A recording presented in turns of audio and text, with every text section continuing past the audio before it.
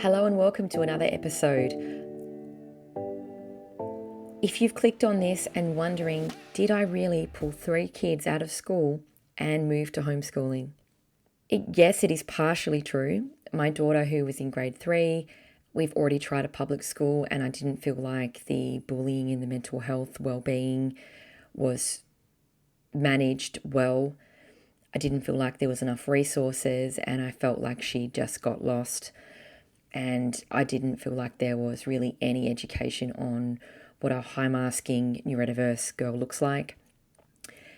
So we decided to leave that public school. We moved into a private school that one of my good friends works in, so I had some really good intel about what it was like. One of the things with the private schools in this area is I'm assuming it's something to do with the cell, in that they do like a transient move into grade 7 from grade 3, so they start to prepare them for high school. We did an absolute huge amount of work in the lead up. The school were fantastic, the inclusion plans, the transition was all followed. You can't do much more than what I did.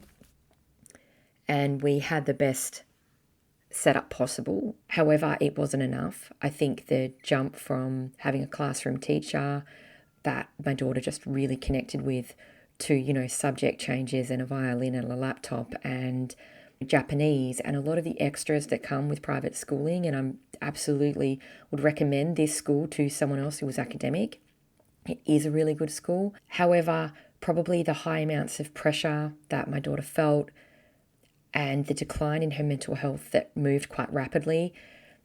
Just after I did this interview, we consulted with medical professionals and mental health professionals that have worked with my daughter for a long time, who both agreed that moving to a homeschool or a distance education was the right thing to do. I really have to thank Nikki from the Wildlings for opening up my eyes that things can work differently. I'm not somebody that I ever would have imagined would ever homeschool or use distance education as a tool for one of my children. And there was a huge amount of grieving that went from my idea of being a mother was that I would have 3 kids on a bus going to school 5 days a week and coming home every day. And I've got my son repeating kindy and I've got my daughter now in distance education. I really have gone through a grieving process that my life is not the way I thought it was going to look. And parenting has not been the way that I thought it was going to look. And I think we all need to acknowledge that. That's a huge deal, actually. And expectations versus reality do not always meet. We did move to homeschooling initially, and my lack of ability, care, knowledge, interest in teaching has become very obvious. It's definitely not an area of interest. And so we've ended up moving to a reduced distance education model where they only are doing English and maths and I think health with my daughter to begin with. And if she shows interest and wants to do more, she can. It is online, and then she goes to a drop-off homeschool program a couple of days a week. How is she? Thriving. Absolutely thriving. It was a decision that I didn't want to make, but it was one of those that you look back and just feel validated that you have to follow your gut as a mother. One of the things that weighed up for me was the amount of worrying that I was doing about her and how she was, getting her ready in the morning and pushing her, reminding her, prompting her, and having her drag her feet and cry in the mornings. And then in the afternoon pick up, she would be very upset. And at night, how many hours was I spending trying to get her to go to sleep, reassuring her, managing anxiety, and then on the phone with the teachers trying to manage plans. When I weighed up what that was costing me versus what it would cost me to have her in a drop-off homeschool program with a teacher, all she does is build their sense of confidence and identity, and it's a small group of 4 girls that are the same age. And I suppose as well I looked at around social time and I looked at, okay, well, is she actually socialising at school, or is she actually so withdrawn and overwhelmed and shut down that she's not able to? That was true. So she's at a homeschool program 3 days a week, doing a distance education program that's very much reduced, that has a teacher online, and then she's with me but doing schoolwork, and I work from home anyway 2 days a week. This episode is not to convert people to homeschooling or distance education. This is absolutely not something that everybody can or should do or even is best for the child. Some kids, love mainstream schooling and they're happy there. I suppose for me, this episode's really important about providing options, another way of thinking, providing mums of neurodivergent kids an eye-opener on how things could look differently. We are told by everybody around us that we must do it this way, but how that education looks, I believe, needs to be a bit more flexible. I think COVID has absolutely changed the workplaces, and we all have, I think, more opportunities to do online courses, study, work from home, negotiate flexible arrangements, and that's been really important for neurodivergent people. However, that hasn't happened yet for schools, and I can see the difference in my daughter. I'm going to read you what she wrote down as the reasons why she left school. It's because there is too much pressure. Like with the timers, having to do maths with timers and English with timers. But if they give me more time, it's just so embarrassing for me. There is too many things like chapel, strings, Japanese, and sport. I don't feel like me when I'm at school. I feel really weird and funny. And something's happening where I just feel so sad. I have too much pressure on me when it's school. But in homeschool, there's no pressure. There's no timers at all. Everyone's happy and asks me if I'm okay. There's not that many kids, which is really good for me. And I love to homeschool because it means I can be me. When I go to sleep at night, I feel happy. And when I wake up in the morning, I feel happy. That's why I go to homeschool. That's a note she wrote for her friends because I couldn't understand why she wasn't at school anymore. And I've only done this with my daughter, who desperately needed it. But I wouldn't necessarily do that with my middle son and all my youngest. But I love the flexibility and I love the open options and the fact that we can choose. And that's what this episode is about. It's about choosing and opening your mind up to a different possibility. So let's jump right into it. I really enjoyed it and I hope that you do too. Hello and welcome to the next episode of ADHD Mums. Today we have Nicki Farrell. How are you, Nikki? I'm very, very well, despite a few tech difficulties. We're here. I've had a beautiful morning splash at a waterhole out at Balumba Creek. So really, what a better way to start the week. Wow. Okay. I think I've got to learn a lot from you, Nikki. This is going to be interesting. Okay. So I'm going to do a bit of a background into Nikki. Nikki is based on the Sunshine Coast. So most people on the Sunshine Coast know about Wildlings Forest School. But if you don't, I think it's starting to expand nationally. Is that right, Nikki? Definitely through Southeast Queensland. And I guess our education for educators is definitely hitting Australia wide. Yeah, I've noticed that because I do follow a lot of your stuff, but we'll get to that. So Nikki is a teacher. She's an unschooling mama. She's a change maker and a children's right advocate who has been running nature play programs and educator workshops across Southeast Queensland for the last 7 years. The reason that she's done this is because of a general frustration with a lack of movement in classrooms and a lack of schooling options for her own children, which led to her passion in alternative education and child advocacy, which led her to co-create the Wildlings Forest School, which is a space that ticked all the boxes as a parent and an educator. So a little bit more about Nikki. Nikki has 2 boys who are 11 and 9, and I have been to a couple of your forest kindies, and I absolutely can see a neurodiverse clientele that you've got there. We just had a little chat offline, and Nikki said that she does notice some symptoms of neurodiversity within herself, but she hasn't got assessed yet. Is that correct? Yeah, absolutely. It's funny. I clicked on one of your beautiful offerings. I was like, oh, I need to deep dive into this because I just know how helpful it's going to be, not just for me, but my family as well. Yeah, there's a little bit of crossover here between you and I think.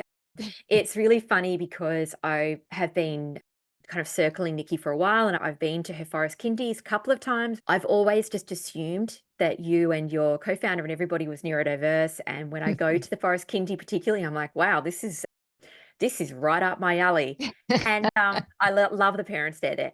Like some of the stuff that's happened there is hilarious, right? It's really good fun. It's always a ride, actually. It And is. I always made the assumption that you were neurodiverse, and then we've had all these tech and timing problems and link problems, and I'm like, just feels like Nikki might have an assessment coming her way at some point. Absolutely. The time blindness, when I discovered what time blindness meant, I was talking to my husband because he is not neurodiverse. And he just operates so smoothly in the world, Oh, and he yeah. just doesn't understand sometimes. And when I discovered what time blindness was, I was like, oh my God, that's it. I can't predict. I don't have a map in front of me telling me the exact time. And I was saying to Jane, I gave myself an extra half an hour to get here, and I was still nearly 20 minutes late. Well, So after it's, I reassured you, I was like, I wonder if she's ADHD. I wonder if I should just ask because I was like, I'm really getting a neurodiverse vibe here, but I don't want to be that person. Now, uh, Nikki, congratulations on firstly just I think paving the way in alternative education. I heard that the Sunshine Coast is the home education kind of capital of Australia. Is that correct? yeah, as Southeast Queensland, I think as a whole, but particularly the Sunshine Coast, I think only Byron, which isn't much of a surprise, the Northern Rivers might be very close as well. That's not very surprising. But yeah, and look, you look at what we do and how we operate, the amount of small businesses, people that run from home, people that need to be their own bosses. So, they can arrive to work not on time, but when they can get there. It makes sense to me that homeschooling is so big because I actually feel like there's quite a neurodiverse population here on the coast too. What I really want to pick your brain about is around the how, because I think as ADHD mums, sometimes we lack the steps. We're like, okay, I actually might want to look at distance education or home education, but I work, I don't know what to do. And then you might join a group on Facebook and then you're like, oh, well, that's overwhelming. Do you reckon you could lay out some steps as to how it actually looks in real life? Because I reckon that's been really missing. Yeah, and look, I feel very seen. I remember going on the exact same pages and the homeschooling pages and just going, "Whoa, no, too much, too overwhelming," and I'm backing out.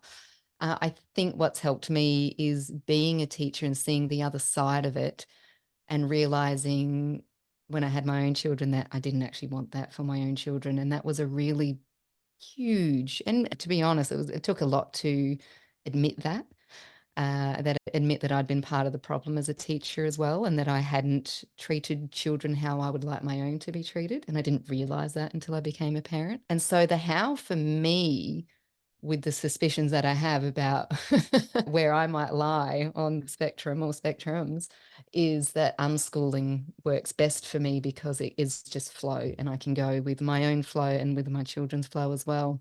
So I guess the steps would be, are you going to start homeschooling straight away? Or are you in school right now and having trouble? Is your child struggling with, well, it could be a myriad of things really, but are they having trouble at school feeling safe? And if so, are you ready to leave? So if you're at the point where you think you'd like to start, it's a lot easier. You don't have to register here in Queensland until you're 6.5. So you actually have a bit of grace time. You can just continue doing kindy, you can continue doing childcare for a little bit longer, or you can do what we did and just let the children play, which was really nice. And I think I saw the difference when there was a real tug, a real grieving moment when my children didn't go to school and my friends' children did. My child's having separation anxiety, coming home crying, they're exhausted. I'm already getting phone calls from the teacher about him not being able to sit still, or that she can't focus, that she needs to read more and do homework in prep. And that was when it solidified for me, my children don't need to be in this. I guess my philosophy for my family is I want them to not just be fine, I want them to thrive. And I thought I was a pretty good model for school, probably more lucky that I grew up in a tiny, tiny school. Classes of 15 were the biggest. And so we got a lot more attention. And I played netball with my teachers. So they knew us on a deep, deep relational level. And so they were able to cater our classes and our lessons and all the work for us. And I just don't think you can do that in schools anymore. You don't get classes at 15. Totally gone on a tangent. And I guess going back to that, if you then get into school and you decide you need to leave, then all you need to do is change your registration. So you move from a school registration over to a home education registration through the home education unit. There's a lot of help on the Home Education Association. The best thing I would say, that if you're struggling with taking on all that information, is go and shout a mum or a dad a cup of tea or a cup of coffee and pick their brain and ask the questions that you really want to ask, because there is so much information there and it seems really scary. The reporting can seem really scary, but I know people that do 2-page reports at the end of the year, and that's enough. You just need to show progress. You don't need to show that you are matching and getting A's in the curriculum, for example. So take the pressure off yourself. and really think about what you want for your child's future.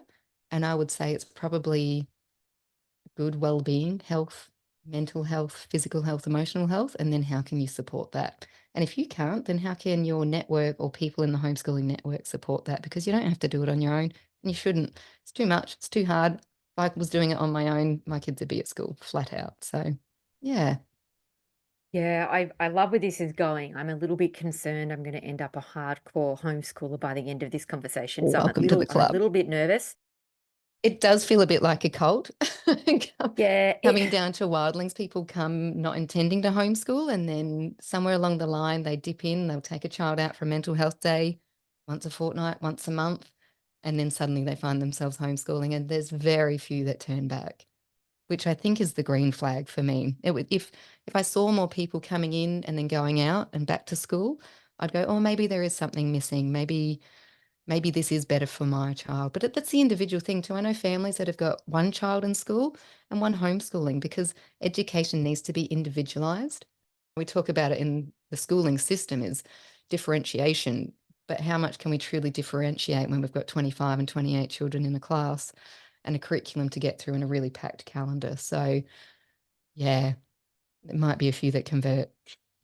I've got so many questions. I'm going to try and For it. keep on track. I've got a lot written down already. This is going to be problematic.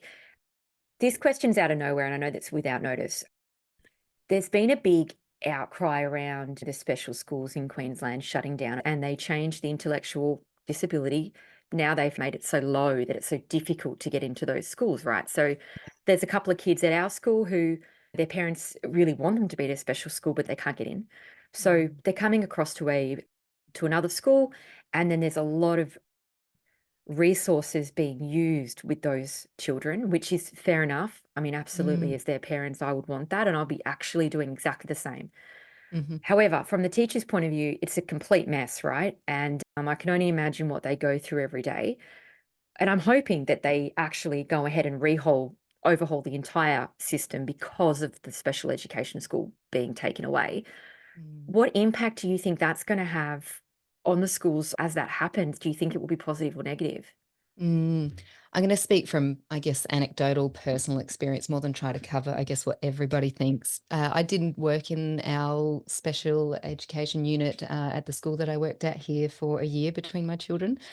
And it was really eye-opening in a lot of ways, because in a lot of ways it was the safe place for a lot of students that were. So I worked at a high school, so a bit of backstory. I worked at a high school, really large public high school.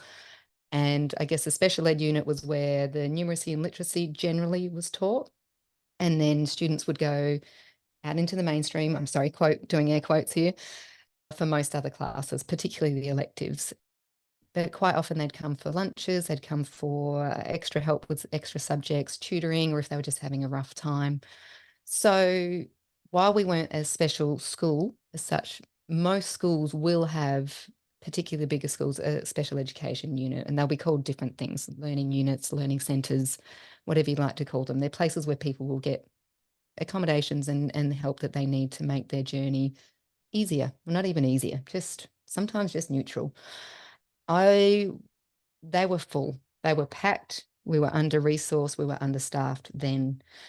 So my biggest concern would be if we aren't getting a shit ton more budget, then we are going to be even more under-resourced and more understaffed, and everybody is going to feel that negatively. And I'm not sure how teaching staff, learning staff, and the students are going to cope with that. And that's it. That's my main thing. If we can get the budget, we can get the help, we can get the staff, we can get the training. But currently, the way that this is going to go on a bit of a tangent here, but public schools here are not funded as well as public schools. Private schools are funded three ways: state, federal, and parent, whereas state schools are only funded with state funding. So we are 1/3 of the funding of a private school, and yet generally in lower socioeconomic areas, and our budgets are being cut. So if we can get the funding, amazing. Do I think we're going to get it? Absolutely not. So that's my concern. My concern is that these children are going to be just lambs to the slaughter, frankly. Yeah. And Mm, I think just even just basic confidence, self-esteem, and getting those positive experiences daily, which is Mm. so important for any child. It does worry me that the setups that we're seeing at the moment doesn't foster well-being. It actually pushes kids down, if I can say that, because that's what Mm. I've seen and experienced. Yeah, and I think there's just there's not enough safe spaces. There's not enough places, or more to the point, people. There are just not enough people, safe people, to go to, because they're busy. They've got their own classes. They've got their own issues, and so if we're taking and the lack of training, like we are just as teachers, we are not trained. I think I did, and granted, my training was a long time ago. It was probably 15 years ago now, and probably a bit longer even. And I did one subject on additional needs, and that was it in 4 years. And it was a taste of everything. There were no tools, there were no strategies. And so everything I learned the hard way on children who were essentially my guinea pigs for me going, oh, is this good? Is this bad? How's this working for this particular student? Oh, their feedback was that was a bad thing to do, work or say. So it's awful. We should be so much better equipped in general teaching. And if that hasn't changed, and as far as I know, it hasn't, unless you're choosing specialised subjects, we are well under-equipped to serve these children even remotely well. Yeah, I agree. And I think parents, well, who I've spoken to, really understand that it's not the teachers personally. Mm. They're usually great people that are just stretched so bloody thin Yeah. that they just can't do the most kind of, it seems basic from a parent point of view when you're just talking about my child just needs this tiny thing. Yeah. But from a teacher's perspective, I can only imagine what it would be like. And I struggle on a weekend with my three kids, and I Mm. don't have to teach them anything. So I'm trying to imagine how you would do that with so many and actually try and teach them something because honestly would be completely overwhelmed. It's truly an impossible ask in the system. And I don't want to set it up as school bad, homeschooling best, because again, the spectrums, all the spectrums. And teachers are doing the best that they can. And I have to say, even the system's probably doing the best it can within the budget that we have with the mass numbers we're trying to educate, right? But that therein lies the problem, I believe, is we have taken away this small village learning and relational learning, and we just our classes are too big, frankly, and our budgets are too small, and we don't have enough time, and we're focusing so hard on academics, and we're forgetting about well-being. And if we don't have well-being and we don't feel safe, then we can't learn. And it really is as simple as that. And it's really hard for someone who's not having their needs met to feel safe. So how are they learning? So what are we doing? Honestly, like, what are we doing? Yeah. I just wonder, what is it for? Yeah. Like when I went to my daughter's athletics carnival, I think it was last year, and she was so nervous, right? And she's not gifted sport wise. She doesn't have great gross motor skills. She's definitely more creative, more arty. And when I was at school, I really excelled in sport. So I always thought they were great fun. Never had Mm. really thought about it. And all she was concerned about was coming last and everybody seeing Mm. her. And I've never really experienced any of those thought patterns as a child. And I was like, this is actually new for me. Mm. So, anyway, watching it and looking at it just as her mother, who only loves her and she is my priority, not the rest of the day and how it works. I don't care. I just want my child to be okay. And I realized when we walked up that they had their finish line right in front of all the parents with like Mm. this big banner and everything. And then they all had to like run, and then everyone was lined up clapping as they came through. And then everyone like slow clapped the end. And I understand the thought pattern behind it is to support the kids that are coming last, and that it's meant that way, absolutely. But from the perspective of the child that's being clapped in, they just actually want to just wander in very quietly themselves so nobody Yeah. notices them. They don't want someone clapping them for finishing, like to encourage them, because it's humiliating. Yeah. And as I watched it, I actually started to get a bit teary because I thought, what the fuck is this? Yeah. Why are we here? What are we What are we doing? doing? Yeah. Why are we even figuring out who came first in this shit show? Who gives a Who shit? gives a shit? And I just was like, oh my God. And everything I look at now, I'm like, why is she playing violin and doing Mm. Japanese? What's that for? Is she ever going to go to Japan? And when we do the inclusion meeting because I'm very, very honest, and I Mm. very rarely raise my voice. I'm not temperamental at all, but I do say what I think just to someone's face. Like I just said to the inclusion person, but do you really think she needs to learn Japanese in grade two? And they're like, oh, well, that's our school's policy. And I'm like, well, that seems really stupid. Have you actually thought about that? Because she can't read yet. Uh, And then you could see the inclusion head and the class teacher just like didn't know where to look. So I was thinking, I bet you I'm right because I'm thinking I'm no teacher here. But this seems like they should just go over the basics with her. I mean, it's year two. In It's year two. some Nordic countries, they're still not even learning to read and write. They're just bloody playing because that's all children need. And I'm just going, but does she need to have a violin and have a laptop? Because I'm confused. Oh, And there's a lot of this extra stuff where I'm like going, what's that for? Are you just filling in time? Because none of gosh. that means anything. Like that, it just feels like to me because I want things to be meaningful and I struggle with Mm, small talk and shit that doesn't matter. yeah. And so when she tells me about how she's learning D on the violin, and I'm like, why does that matter? And why are you getting And do stressed you out about want it? to? Do you She, want no, to it's learn the compulsory. violin? She doesn't want to learn Yeah. the violin. Like, and then Oh, they're talking Jane, about I've the just had brain. flashes of your future and I just know where you're going. I know where I'm going to, which is why I'm getting stressed out that I'm on this thing with you. Oh, I Because I'm like, this is love, not. I want to reassure people that homeschooling can be as difficult as you want to make it, or it can be, I'm not going to say easy because it's still life and you're still parenting, right? So you're still Mm, parenting children that have their own needs. So it will still be difficult at times, but you have choice and you have intrinsic motivation. And once you work out that none of it matters, your children will learn to read and write and add up. And that's all they need until they work out what they want to do. And then from there, you can help them get the support they need. Once they show the interest in what they're actually interested in, they'll learn all of that. We live in a literate society. Unless your parents, your siblings, your friends, and everybody around you are not literate, your child will learn to read. So, and I'm an English teacher and I'm a PE teacher, and I too, oh gosh, so many thoughts, Jane. If you haven't read Alfie Kohn, please read Alfie Kohn on reward and punishment. Our whole school system is based on reward and punishment. And when you think about it, even when you reward, and you would know this as a psychologist too, that if I'm rewarding one sibling in front of the other, what I'm doing is actually punishing the other because I'm comparing them straight away. So when I'm rewarding Jane for having won that race, that's amazing. What I'm actually doing is punishing the other 20 children for not winning. So who's winning here? One person out of 20. So is this actually a great system for everybody? No. So what I've worked out along the years is that I'm actually a child advocate, and and this is where I think I might have the bit of AUD too, is that I'm a social justice warrior, and when things aren't fair, eh, I don't like it. And I will take myself out of those systems. And it's funny, I was a very good girl. I did very well at school because I was a very good girl. And it suited me at the time.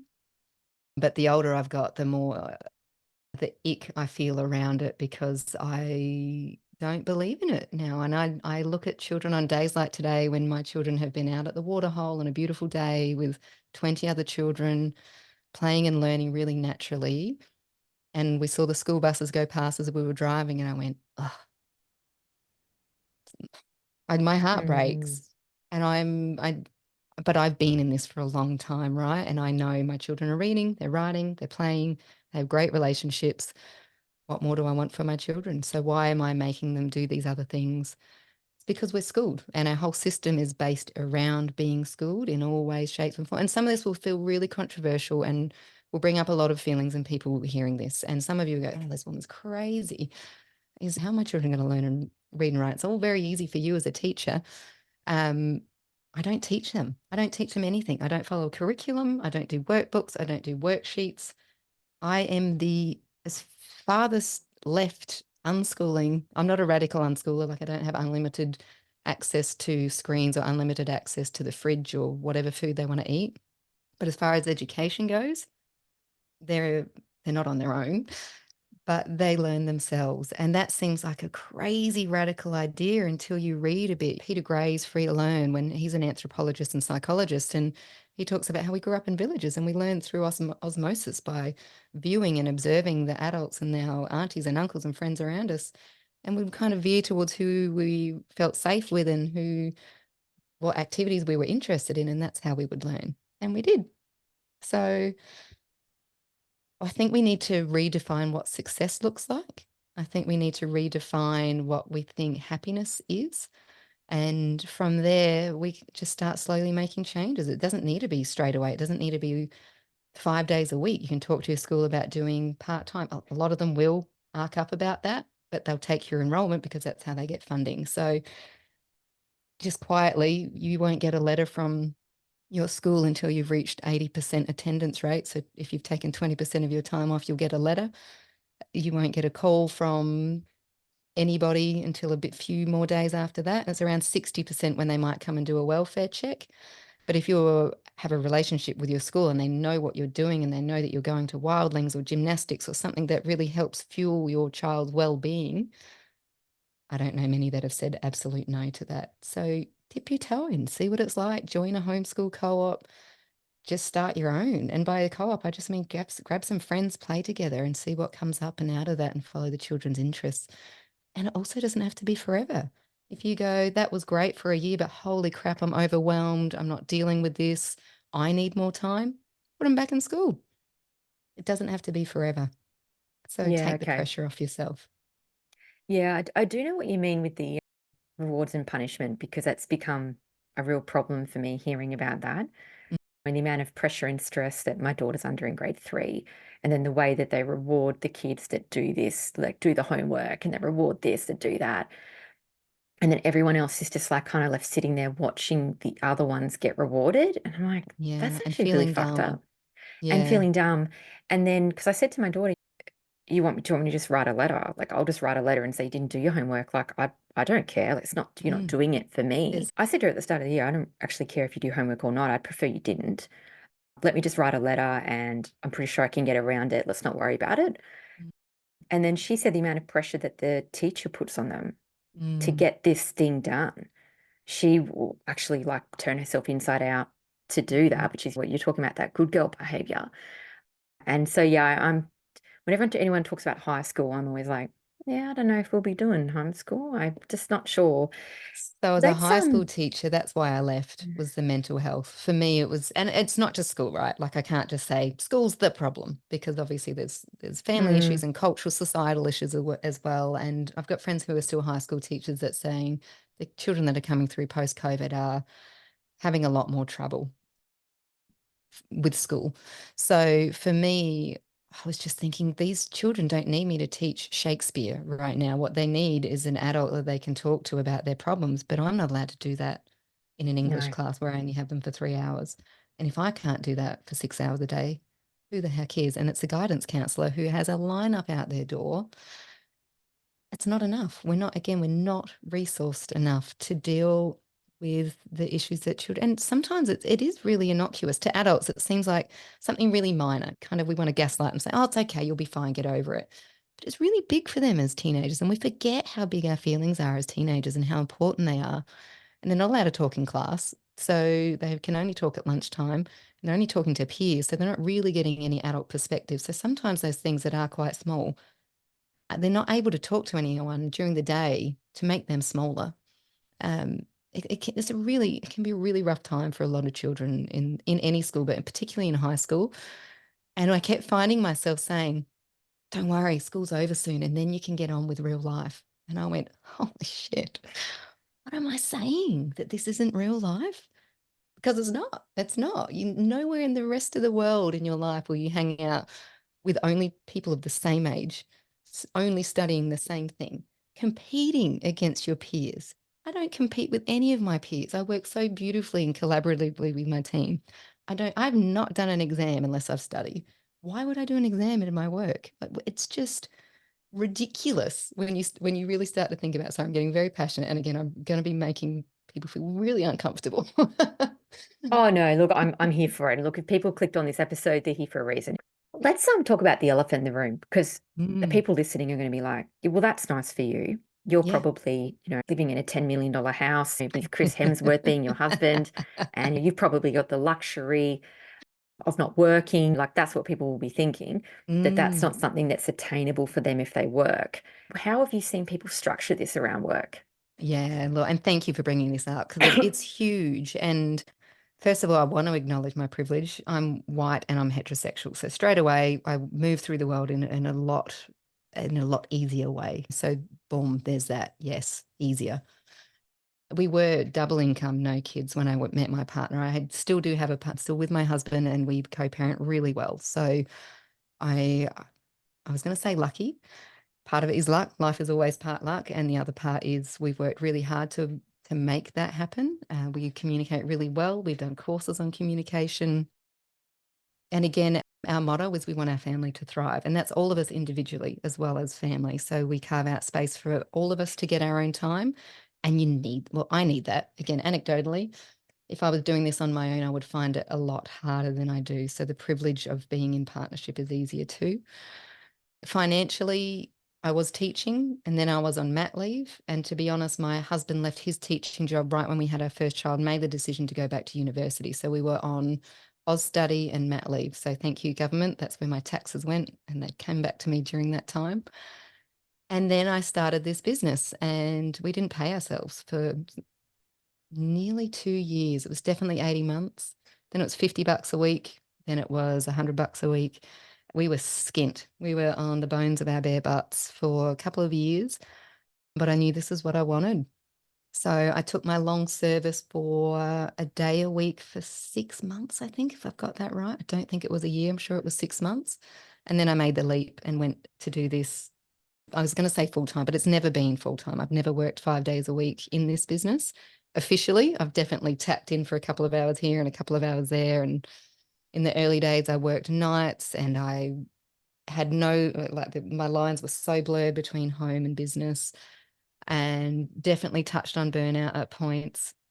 And the only way I've fixed that is by bringing on a team and letting go of this baby. And this baby is not mine and Vicky's anymore. So I have a business partner as well. So that has hugely helped getting the business up and running, because I'm going to self-diagnose her, but we're definitely both probably ADHD, if not a bunch of other things. And I would say most of our team is as well. So if nothing else, we get it and we're forgiving of each other's idiosyncrasies and needs, and accommodating to them as well. But I think above all, we're all very flexible and we all appreciate the working from home. So it doesn't matter if I'm still in my pajamas at 10 o'clock. It doesn't matter if my children need me on a homeschooling day. But I've never sent my children to childcare or school. So I've had years to, I guess, quote unquote, train them to be able to work around them as well. So right now we've had our morning together. They have some chores to do, then they get their screen time, and then they'll be outside and just playing. And that's pretty much our life, is for 3 to 4 days a week. I do work in the mornings, and then the afternoons we'll go and do something. I only have one drop-off session for homeschooling, and hilariously, that's Wildlings. I drop them off at my own business. That's convenient. And then I go attend 2 co-ops during the week. And hilariously, this term is, people go, oh, co-op, that's where they're doing their learning. Well, this term we're doing snorkeling and fishing because it's hot and wet and gross. And on my other co-op, we're doing excursion terms. So we went and did hobby horsing 2 weeks ago. We went bowling last week, and we're going to Aussie World this week. So that's our learning this term. And I would just say we're just living life, and it's really fun and glorious at the moment. Next term, we do performance term. Term after that, we might do environment and life skills. It just swaps around. But those co-ops have just been started by other mums that have their own small businesses. None of the mums I know work full time. Some of the dads do, some of them part time. We've got single mums, we've got queer families, we've got all sorts. It's a real licorice all sorts, and that's what I love about it. I think I needed to see that. Everybody worries about the socialization and homeschoolers being weird. I'm like, man, if you're a teacher, you know how many weird kids are in a class. And you know what? The weird kids are often the kindest kids. And that's really important to me. Yeah. So when you say co-op, sorry, I was actually confused what that meant. So a co-op is generally parent run, and it's not a drop off. So the difference between, say, Wildlings homeschool program is you can drop your children off at ours. It's only a half day, so that's probably not enough for a lot of people that need to go to work. Whereas a co-op, parents run it, they choose what they're running, and you need to attend with your children. And that's just for support. That's just so one parent doesn't end up looking after everybody's children every week. Some co-ops I know rotate homes.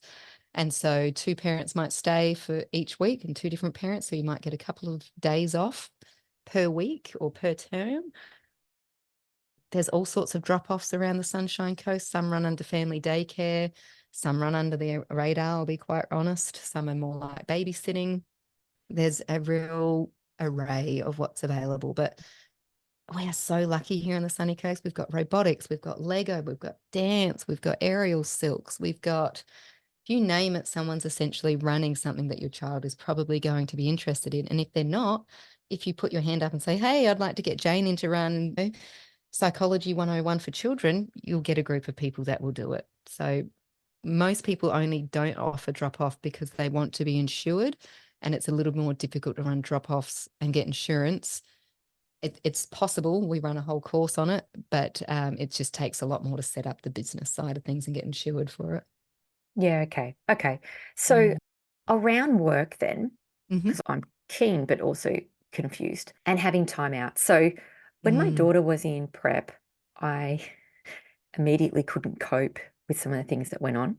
And that was my first child hitting prep. So don't like my chances of getting all three kids 12 grades probably. But and then we went and I thought this is ridiculous. I think actually what happened was my daughter was having some really major sensory issues.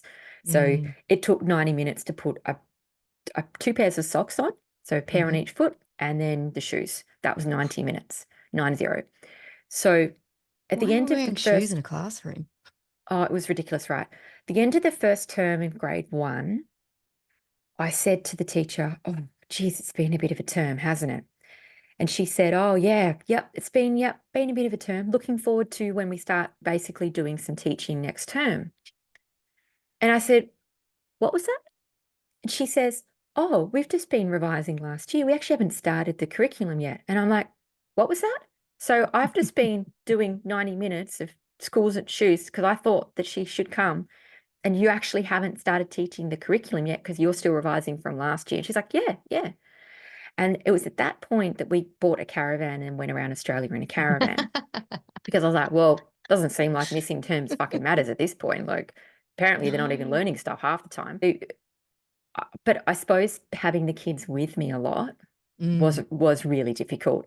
And the people on this podcast, as you would have within your Wildlings, probably homeschooling group, would be a lot of neurodiversity. That means that there can be a bit of a lack of emotional regulation. There can be a lot of hyperactivity and a lot of on the go.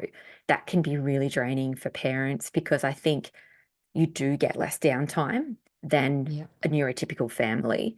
How does that work with needing a bit of time yourself as well? Again, the privilege of when I first began, my husband worked from home too. So he moved from teaching to behavior management in teaching, special education teaching, and then behavior management teaching, and ended up, long story, anyway, working for himself in a coaching business, long form triathlon, random. And so he was home. So I got my time and he got his time. And by the end of the day, we would like tag, high five, you're it. Like, I'm fucking done. And that's how it was in the early years, because I think that is how it is in the early years, and definitely more heightened, obviously, than neurodiverse families in general. But it's, sometimes work is a form of escape too, and that's okay. You need to escape, and work feels like a safe place or a place where you feel valued and worthy. You need that too. And I think we need to make sure that we're not martyring ourselves for our children. We need to make sure that we're looking after ourselves and our own well-being. If that means your children need to go to school, that's okay. We can find accommodations at school. We can do part-time schooling. We can work things out. Look after yourself first. That is the first thing I will say, because captain can't go. If you crash, the plane crashes. So I guess for me now, it's been years of training. So my children just know, like on the way home here, I said, I'm running really late. I need to go straight into a podcast. I'm going to close the door. And when the door's open, I'm ready. But my children have been trained for years in this now. So they do get their screen time. I time my screen time when I have important things on. Not worried about giving that to them now at this age. In the earlier years, I didn't give them a lot. Now they do only get about an hour a day. That's my family's choice. Don't, like that saying, comparison is the thief of joy. And let it all go and only do what is going to work for your family. Don't give a shit what anybody else is doing for their family, because that's their family and they've got their own needs and accommodations they need to meet. If you can't shower your kids every day, don't shower them every day. They're going to survive. If they need an extra hour of screen time so you can get your work done, they're also going to survive. You can select what they can watch if that's a concern for you. So it will be hard to begin with. And particularly if they've been at school, do a lot of research around deschooling. And whoever they are, recommend for every year you've been at school, at least a month deschooling. And what we mean by deschooling is not talking about school, not making homeschool at home like school, just letting them decompress and realize that you are not going to be their formal teacher. You are not going to reward or punishment for their academics. You are just creating that safe space and letting their adrenals settle down again and letting them find out where and start thinking about what they might like again. Because often we talk about the school wound and particularly the math school wound. I'm still unpacking that. I used to get B's and often A's, and I still think I'm shit at maths because I wasn't getting A's and I wasn't the top student. So if you think about all the children out there who aren't getting A's and B's, what kind of school wound are they carrying for any of those subjects as well? They're going to need a long time to even want to find the interest again and trust that you're not going to judge them and giving them an A or a B at home. So yeah, it is a wild ride. It's a long journey. And particularly being a teacher, I think I've had to do extra unschooling, particularly around reading. My youngest learnt to read at 6, reading a bird field guide. Like, you couldn't write it, you couldn't make it up. My youngest is 9. He's reading basically. I've had to do a lot of unpacking around that. I know he can read. I know he can understand all the letters. Yes, he is behind his peers. But again, the research shows that making people read earlier actually doesn't make them better readers in the long term. And in fact, they quite often hate it. So what I'm trying to do is not make him feel dumb, because if he was at school, he'd be behind, he'd be failing. And B, I'm just encouraging a love of reading. And by that, we're just reading. That's all we're doing, is we're just reading books he wants to read together. And he loves reading, even though he's not doing it fluently and easily on his own. He still loves reading. And that's really important for me, that he loves it. I don't care if it's cartoons or magazines or whatever it is. So yeah, a lot of people will find that really difficult. That would be the no. If they're not reading by 9, I'm out. I'm done. That's it.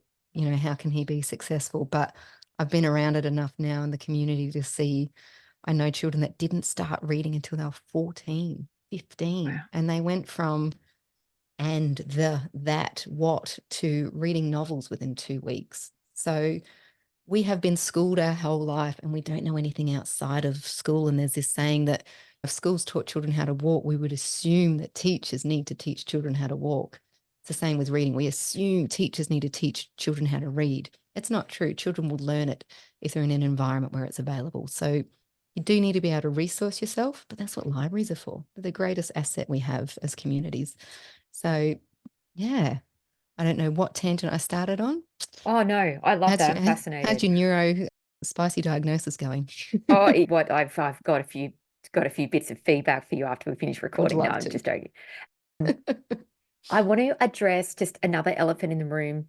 So I loved what you said. I actually missed grade 9 and 10 of high school completely. I did not do it.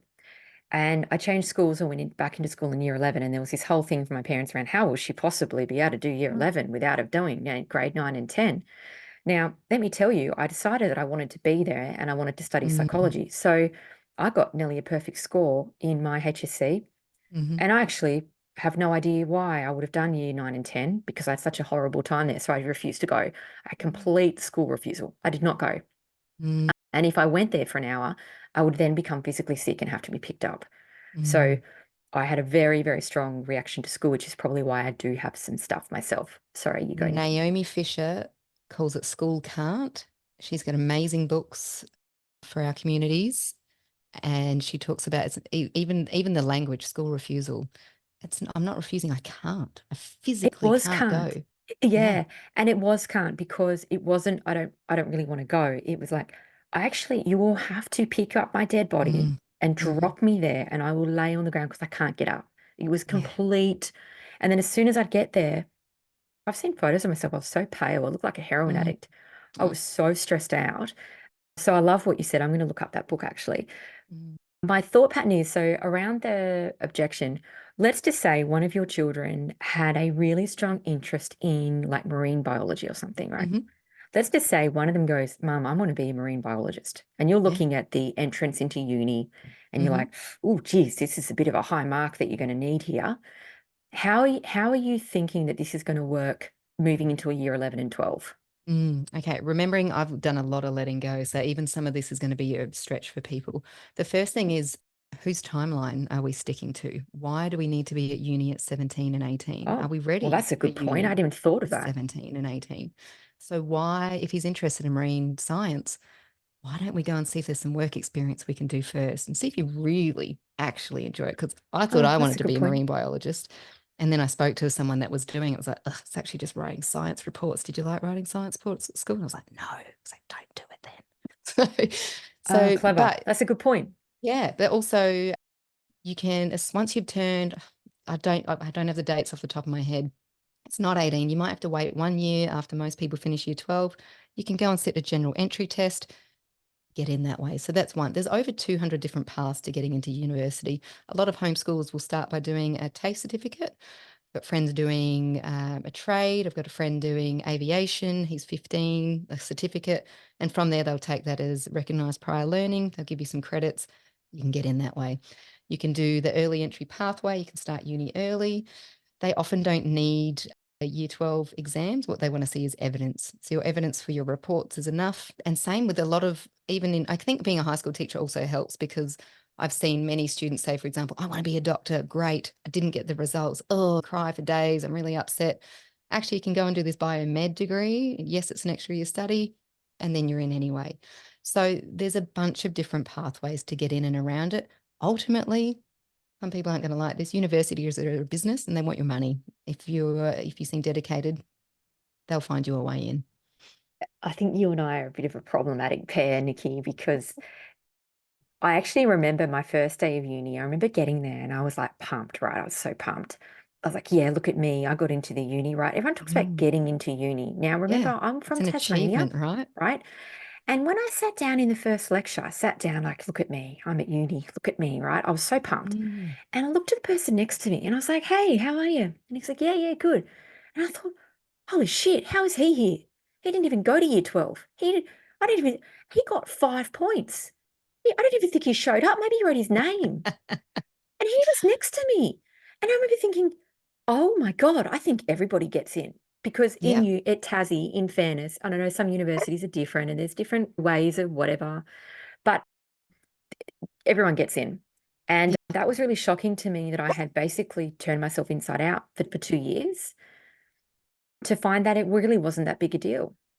yeah. And that I think this is the thing. And it feels like you've been gypped, you've been ripped off. I worked my ass off to get I here. did. And Yeah. this 40-year-old woman just did a general entry test and she only went to year 10 50 years. I mean, no, it feels like 50 years ago, 20 years ago. And she just sat a test and she's in. Like, it is an unfair system. And we build it up and build it up. And even at school, I was the teacher going, ignore it. Don't worry about your score.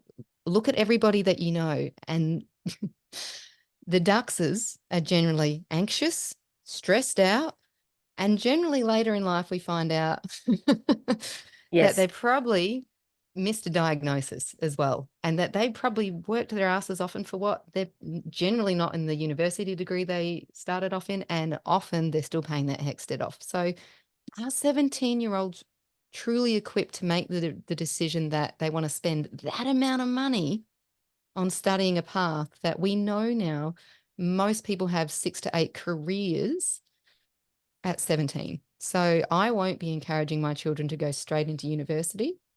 Extra study? Absolutely. Trades, absolutely, but university, I won't say no if they say I absolutely want to be a marine biologist and I absolutely want to go this year. Yes, I'm going to support that, but I will be strongly encouraging them to do lots of work experience first, even going to get a job in that industry first, maybe doing a TAFE certificate, just minimizing that spend to see if they really want it, because we also get sold the dream, right? And at 17, everything's rose-colored lenses. Marine biology, I want to go train the dolphins. That's not what that job is. So, yeah, just having some really realistic talks and with our children about, do you actually want to go to university or do you to study, or do you just want the lifestyle of that too? Because you can hang out with your uni mates. Like, it's not a closed doors thing. We buy into that kind of Yeah. bullshit, really. It's elitism, it's classism. It's interesting though, because like a lot of people, I personally don't do this anymore, but I used to. Before I had kids myself, I'd say to a kid, "What do you want to be when you grow up?" or something like, "You're just trying to be nice. You don't know what to say." Anyway, we ran into someone recently and they asked my daughter, who's 8, "What do you want to be when you grow up?" And she's such a mini me because she stresses about that stuff. And she says to me late at night, "Oh, I don't know if I want to be an art teacher or whether I want to be a dolphin instructor." And I always say to her, "You're 8, Cheech, like you Yeah. really doesn't matter. And you probably change your mind so many times if you're like mummy, that Mm. by the time you're 40, you've probably done 10 different things." Yeah. Anyway, so this person asked her the other day and she turned around and said, "I don't think it really matters what I think now because I'm going to change my mind like Yes. 15 times. So I don't know why you'd ask me that." And I was like, burn. Yes. So good. Come and find a deeper relationship to come and talk to me about. And I think She's that's like, even us, though. It is. It's such a, my kids get asked all the time, "Oh, skipped a day of school today, are we?" And my boy's like, "Nah, we homeschool." They just, it used to be smile politely and just nod and not say anything. And now they go, "No, we unschool. We've been at the beach today." And they really kind of rub it in. So, good on them. Good on them. I just wanted to touch on the university thing too. A lot of my friends, I think now too, we're sold the dream of university as being this high income thing, but so many of the degrees actually have very limited job opportunities. Dietitians, very small. Graphic designers, very small if you're looking to work in a firm. And also your incomes are quite tapped. Teaching, income capped. It doesn't matter if you're the best teacher in Australia, your income is capped. As a business owner, as an entrepreneur, as somebody that dabbles in a bunch of things, you can work 3 days a week and earn the same amount as someone working 5. You can work 7 days a week if you want while you're 20 and you can, and then work less. So what is this idea of success? What is it that I want my life to feel like? And again, don't compare to other people, because they might want the Gucci bag and the $300,000 stressful corporate job. Awesome. That's their dream. That's amazing. I would not cope. I'd have a mental breakdown. That is not what would suit me. So really, I think writing, and this is how I got here, year by year, not even year by year, day by day, tiny micro changes, heaps of reading, heaps of talking to people in community. And I also wanted to bring back, so people know, I live on property now with my mum. So I'm 41 years old and I live with my mum. I thought that would mean heaps more support. I am, sorry, let me rephrase it. I'm very supported by her in what we do, but they work FIFO, they have their own lives. What I love about it is not the help and the support that we do get. It is because I don't take them for maths or anything like that. But every now and then when I can't find my children, I go down and they're baking cookies with Nana. And I think, is there actually anything more important than that? No. For me and my life, that's what I value right now. And that will change and that's okay. And if my children ever want to go to school, I'll say, yeah, let's try it out. It's just an experiment. I've got no feelings about how it goes. If it works out, great. And if it doesn't, we'll just keep doing what we're doing. So there's a lot of letting go, a lot of letting go. And I think that's Yeah. probably one of my best strengths is, yeah, it's an experiment. Let's test it out. You know what I think is interesting? I just love what you said. My middle son, and he's very driven, right? He's got a very strong sense of social justice, right? He's neurodiverse. And so, of course, for him, with his social justice crusade that he's on every day about what's fair and what isn't, he wants to be a policeman. Mm. And then he also wants to be rich. So he always writes, "I Mm. want to be rich and I want to be a policeman." And then he wants to own a Lamborghini. Those are his Mhm. 3 things. Okay. And he's 6. And anyway, we were talking to him and I said to him, policemen don't generally own Lamborghinis. I've just noticed that. And he goes, really, what do they have? And I said, probably just like a Toyota Corolla or something. And they don't get paid a lot of money and that's from the government, blah, blah, blah. I explained it all to him. And I said, if you want to be rich, mates, and get a Lamborghini, that might not go together. Also, as a mother, I'm like, that seems like a risky career. I don't know if I want to encourage that one. I'm with you on And that. anyway, so he said to my hubby, I could hear him asking, what do I need to do to be rich then and have a Lamborghini? Because he's trying to think, well, I don't know what to focus on now because policeman's out. Mm, And my hubby said, probably the best thing to do, mate, will be to figure out what it is that you love and then just create a business around it. And then just try and like that. That's probably a good way to make enough money to have a Lamborghini. Maybe yeah. like technology, probably an app, something like that. Anyway, And at the have end of it, and then my middle son comes back to me. He's a deep thinker. He comes back to me, he goes, do I have to go to school then? And he couldn't figure out how that went together. And I thought, oh my God, you've like opened up a whole thing. And so anyway, it was this whole, and it was such a different take on life. You know how you have those moments where you're mm, like, oh wow, yeah. that's You know, actually what he wants to do and what my husband thinks is the way to get a Lamborghini. Actually does mm, not make year 12 looking that relative or no. relevant. You know, the coding programs we have in homeschooling, amazing. Like, Mm. it's crazy. And I get really excited when I hear things like that. You could go and work with someone that's in the finance industry and just teach him about the benefits of compound interest. That's all he really needs to know. How does compound interest and generational wealth? Generally, that's how it works. So, Yeah. And you know what? It might be really interesting to you. You might already know this, but I've been doing a lot of research into autism and this podcast, ADHD Mums, for season 2, which is coming up, is going to move into more of an autistic frame mm, of mind, particularly for the female that is, in my view, not really researched or there's not enough out there around what that is. And I mhm. really want to break down some stigma. That's for season 2. I was So the excited. best, the best therapy tool for autistic kids is to find their special interest, which is, kind of something that Yes. they hyperfix on. If you find a kid's special interest, they then get emotionally regulated by it. So they will Mm, want to do it more and more and more, and their love and passion for it will be extreme. They talk about autistic people can be, not always, specialists in a field, like, for example, medical specialists, terrible bedside manner, amazing surgeons, that kind of thing. So if you do have neurodiverse kids, particularly autistic kids, what the research is showing is the best therapy tool is to get them into their special interests, support whatever it is, how, no matter what it is, support it, and then teach them education through that. And that is the yes. most incredible way to build confidence, self-esteem, and also have them learn in ways that are relevant to them, because a lot of autistic kids' special interests that they find will be lifelong. So these Hmm. aren't tangents. So sometimes people think that it's just a tangent that won't last. Hmm. Often, with an autistic person, it will last and it will be lifelong. So if you have a child that's really into robotics, that Mm, actually is probably going to be their career path. They yeah. probably won't ever move off that. And the whole 10,000 hours creates a genius. If those children have then done their 10,000 hours before they've even finished school in that specialist niche area, they are going to make money out of that because they're at the top of their tier in that industry, in that field already. So and I don't know why we hold people back from their interests like that. When they love it, you regulate through it, they find joy in it, they find friendships through it and common interests. Why the ideal school for me would be a school without walls that was just people facilitating somebody else's interests. So, oh, you're into Minecraft? There's a Minecraft convention ongoing in the city. So we're going to take a bus and take a crew of people that want to go and learn all about it in the city today. Great. Oh, you want to learn about marine biology? We're going to sea life. Who wants to go and talk to the marine biologist? Oh, you're interested in dolphins? Let's go talk to the trainer today. Or not talk and just observe. That to me makes sense because you're intrinsically motivated. It's your niche specialist interest. Who cares if it only lasts 6 months?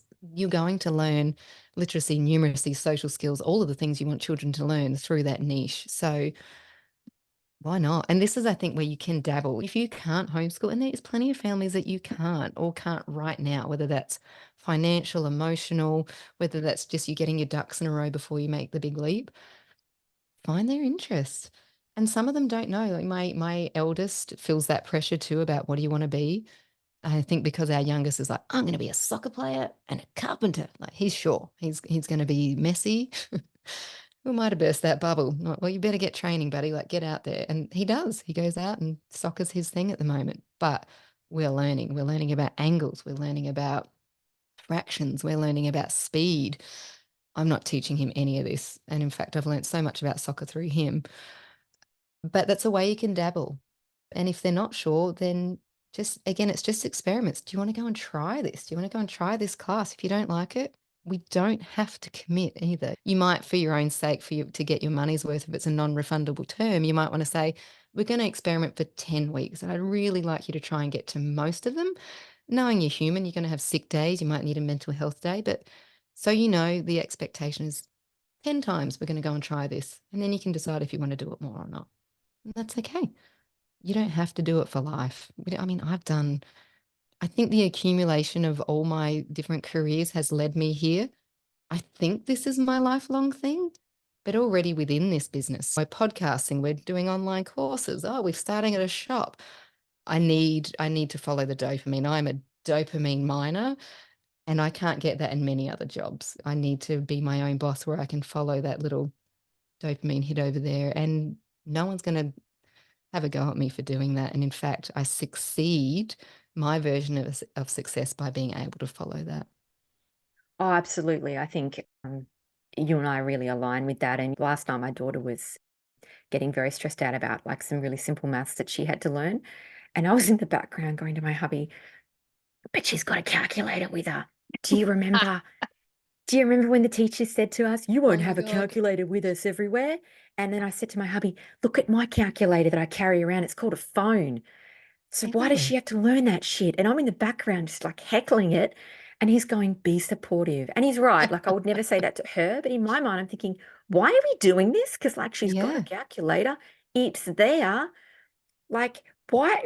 I'm so Mm, confused. What's happening? Because I always want to know the why. yeah. Oh my And God. if I it's think we not might there, be I'm like, related. why are we worrying about this? Because like I don't get Yeah. it. Because I thought we were going to play Rat-a-tat-cat or whatever it was called, the card game. But now we're all stressing out about this long division thing that I don't even know how to do, and I'm No. 37. And then have you survived? Yeah. Because you have a That's what I think. calculator in your pocket. And who does long division after school? Do you know a single person that has ever sat down and done long division after school since calculators were around? No. Okay, I'm I going to don't throw you think. another worm. So if we have AI and AI is going to do so much work for us, why school? Now, that is a great point. Okay, because I actually was talking to my hubby yesterday because I've been really into AI recently because I don't know Mm. anything about it. And I got ChatGPT and I was doing all this stuff in there and rewording all the articles. And then I like writing podcast titles using ChatGPT, right? And then I was so excited. I came and got my husband. I was like, have you seen what AI can do now? And I was showing him and he goes to me, why are the kids learning grammar and shit then? Why are they learning what a verb is? And I said, I don't know. But I'm pretty sure when they figure out they can just use AI, they're just going to do that all the time. We're already having massive issues in the education system with it. And in fact, I've got a friend who teaches technology to university teachers. And they were coding. The new curriculum update had coding all through it. As soon as AI came out, she was like, well, there's that gone. It's gone because you don't need a code. It's all in AI. You just type in, I need a code for this, and it will create it. They're already having problems with plagiarism because I can go in and say, write me an essay on Shakespeare and compare Macbeth to Hamlet. 500 words, you pop it open, you go, need more adjectives. Oh, I need a quote. Can you get the reference for that quote? Show me where you got that quote so I can double check that I've actually got the quote. So there goes our reward and punishment, right? Like, poof, in our faces. Learning about the ecosystem in freshwater right now.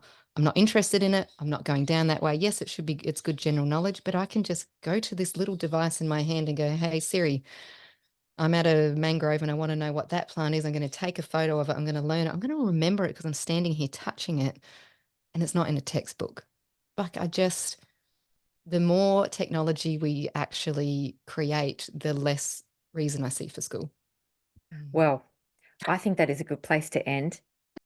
And I love it. And I'm going to be going down a rabbit hole on Facebook later today. Thank you very much for sharing. I I apologize, might and I also don't apologize. look up Au Pairs, Sunshine Coast, see if I can get Yes, somebody to come in as a third person. That could possibly work for me. But it does work for many homeschoolers. yeah, that's what I'm thinking, because Hmm. otherwise I think it would be too difficult just with the intensity that I have at home Yeah. and just sustainability. But I think I could do it with a third person. Thank you so much for your time, Nikki. I have lots of thoughts that I need to go away and think about, which is probably a recipe for disaster. But I kind of felt like there was going to be an endpoint for me at some point, and I'm not sure when that endpoint will be, but I don't Yeah. think it will be at year 12. I think it's going to be more like the next few years are going to be quite difficult, particularly because I've got a little girl first up, and I think they maybe are a bit more aware of their struggles and the dynamics and girls, and that's all coming soon. If we could all skip year 9, I think that'd be great for most Wouldn't you? Well, people. I skipped grade 9, and look how great I am. I don't recommend Honestly, I anyone does wish we grade all 9. could. Year 9 is awful. As a high school teacher, we all, please can I not teach year 9? That'd be amazing, because we need, in Montessori schools, they nearly double the support through those years, because we need it. Our brains have literally imploded and are rewiring. We've hit puberty, our emotions are all over the place, our hormones are. We need more support during those years. Again, budget, money, we could do this. We can do this. We can make our schools more accommodating to everybody, but we need the money. But And we yeah, won't get that without yeah. parent power. And look, we don't, because we put the year 9 kids back in with the other kids, which can make it a really toxic environment. And then we Yeah. just leave them to it and force them to go.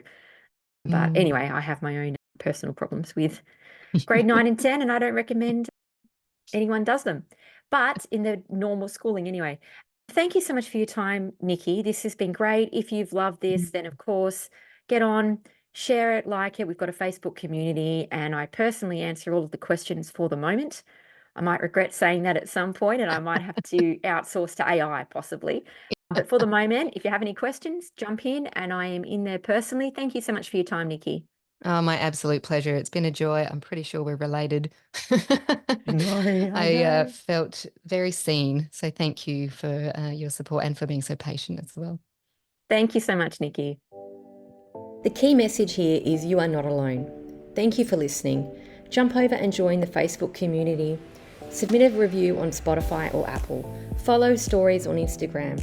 Share an episode with a friend.